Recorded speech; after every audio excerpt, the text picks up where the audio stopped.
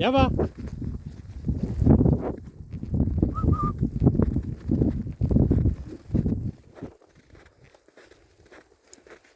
Java, komm!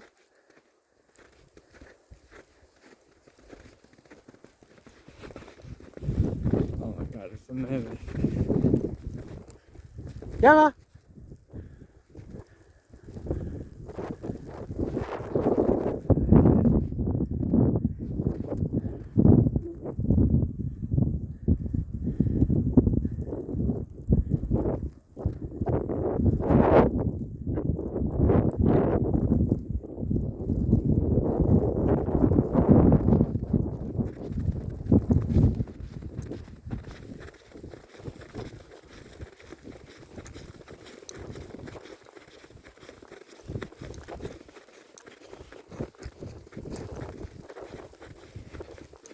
So this is how I spend my free time. Not all of it, but every 2-3 days I go out. Oh, this is really steep here. I go out and yeah, just drive a few minutes in some random ass place, and as you can see there are no footsteps here. Java! Java! Nobody's here. That's amazing. In Germany there would be no way that something like this would be without people. Well, there she is. We're going now towards the lake, like 2 kilometers. And we go around the lake, come back.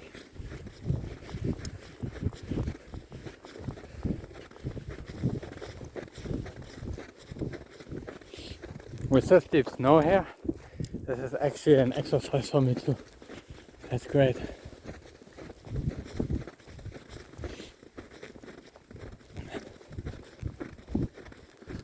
Yeah, but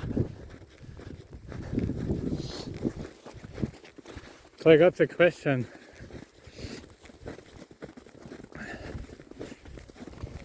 Not the question, but this. A lot of people ask me if they can come join me, or if I can connect them to others. If they can come to Ukraine, what they can do. Some of these people are already in Ukraine and then ask me like, oh hey, I'm in Ukraine, I have nothing to do, can I join you? So I want to talk about this a little. Guys, look.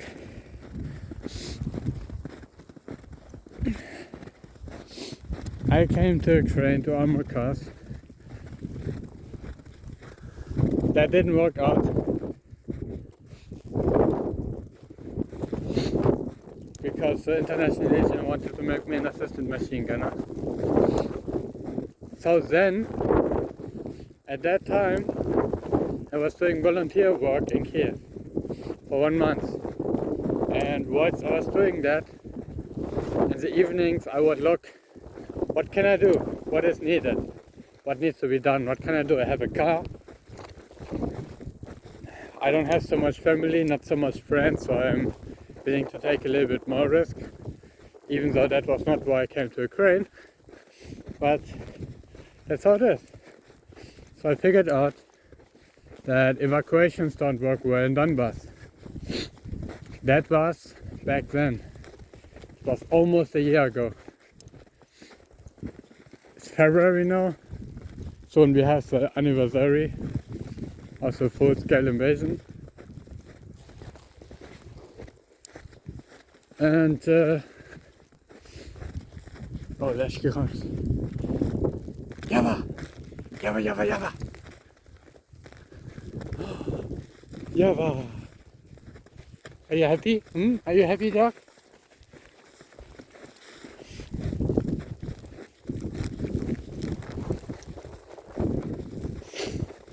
And yeah, we came to Donbass and did evacuations. And we evacuated a lot of people, hundreds of people.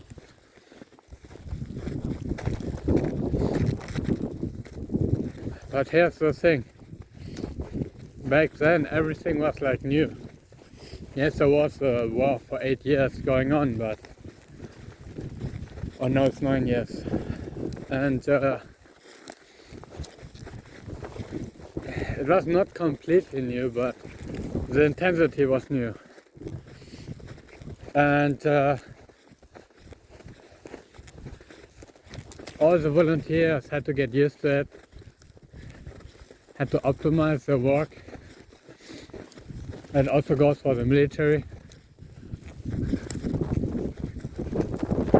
Java, where are you going? Java!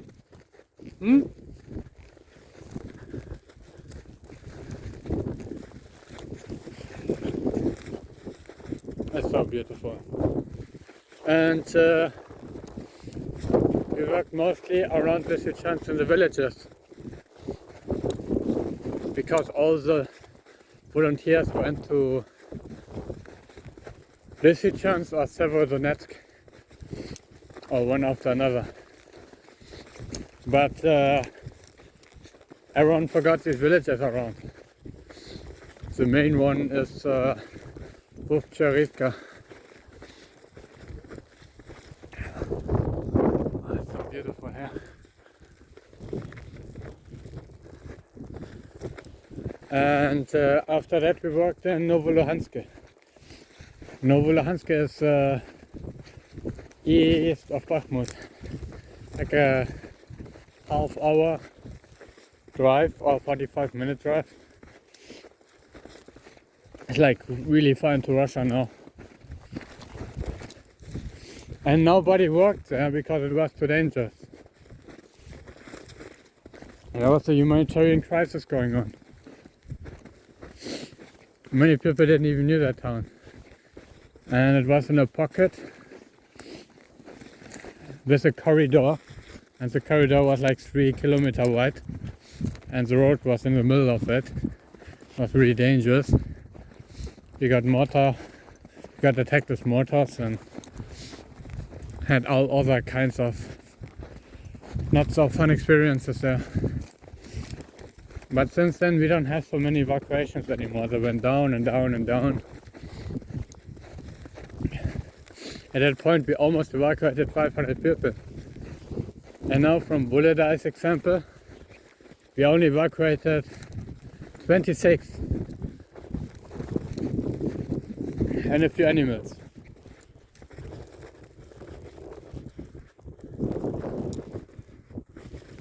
And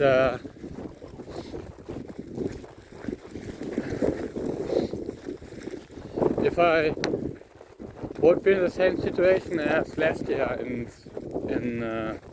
April, and I wouldn't know what to do, I would not come to Donbass to evacuate civilians. Absolutely not. There's no point in it. We currently have more volunteers for evacuation than we have evacuees.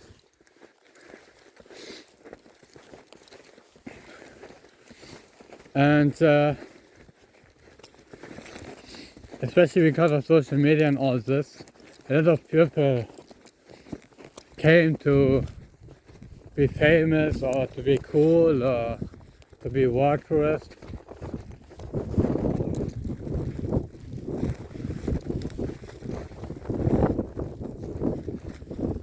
And now we have so many volunteers here. It's unbelievable. Like 200 volunteers in Bakhmut.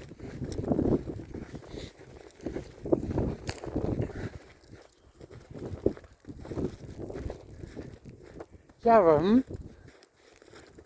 Get it. Oh no, I don't know where to fucking walk here.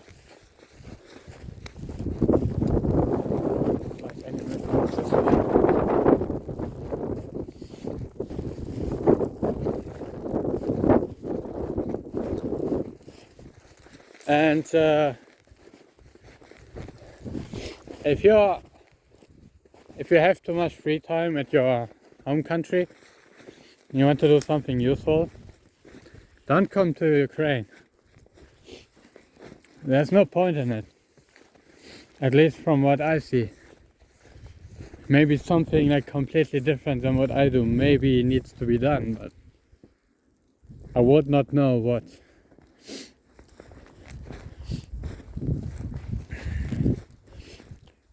Unless you want to join the army. If you want to join the army, go ahead, yo. Preferably with military experience, obviously. And please don't ask me to get you in contact with anyone. I'm not going to. But you can join the army. But otherwise, just stay home. If you want to help this country considerably, then spend your time in your home country and advertise volunteer groups that are already working in Ukraine. Preferably those who worked relatively long and those who have the experience and the network to get things done with their money. But also those who are like completely underfunded and can't do anything because they don't have any money anymore. Do that. You will help Ukraine much more. Oh god, she's far away. Yava! Oh, there she comes.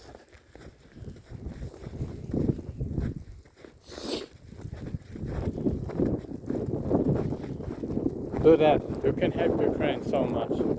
This is a motorcycle race track, by the way, I think. Or maybe even car track, I don't know.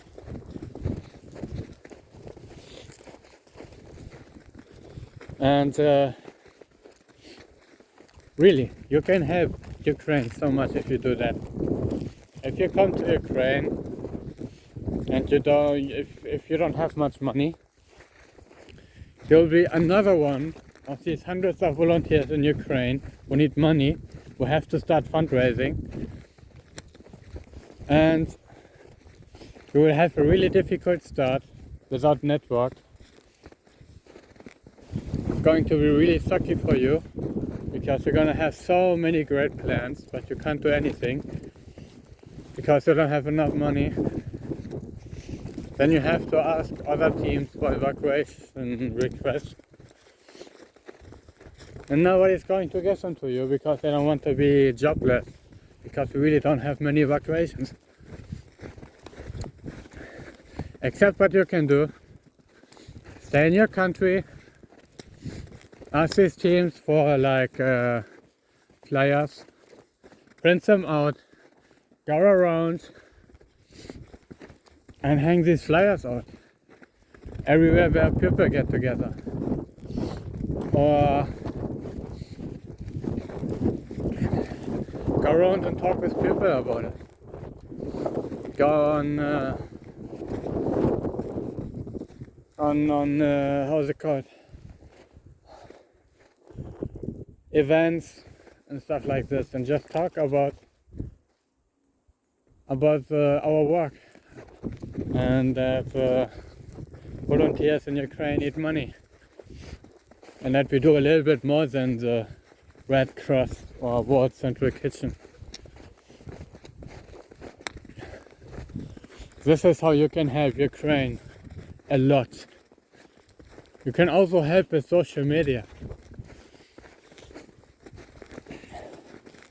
But coming to Ukraine, really, please only do it if some organization asks you to come.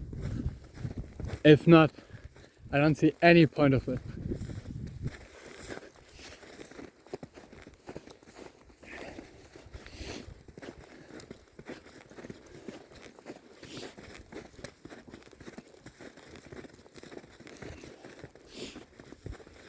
I mean, you can see what I'm doing. I'm supplying the military at the moment, more than I do humanitarian work, because there's not much humanitarian work I can do. Like even humanitarian aid, all these towns on the front line usually get humanitarian aid from the government. Sure, only once a month or so. but more is not so much needed. And in places like Avdiivka, we have people there who moan around, oh, we don't get humanitarian aid, we don't get humanitarian aid. And then we go to the volunteer centrum, or humanitarian aid centrum, whatever. And we ask there, and they tell us, oh, people just have to come and ask, and they will get humanitarian aid. It's ridiculous. So what, should I go around in Avdiivka and bring everyone humanitarian aid because they are too lazy to walk a few hundred meters to get their food? That's ridiculous.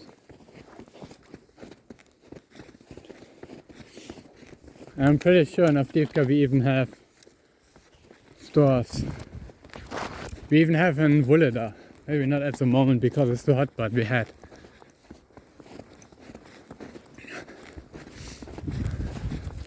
Yeah, but let's go this way.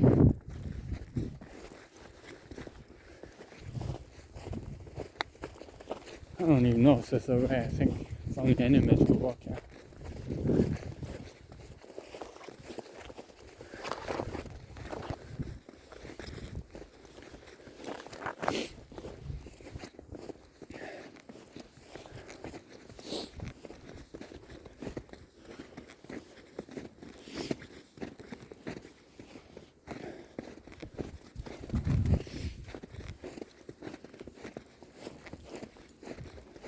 So just as example,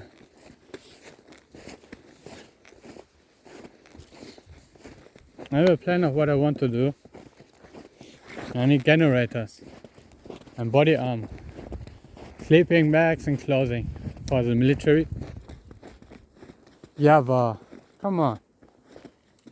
Java's probably never been in a forest. I've been with her in one in Progress, but it's not really a forest, it's just trees in like a perfect lines. And there's nothing in between the trees. It's like a meadow with trees on it. Ridiculous.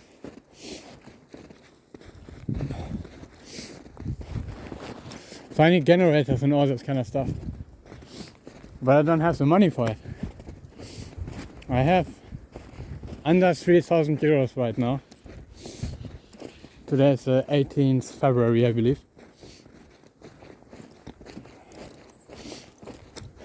And with that money, I cannot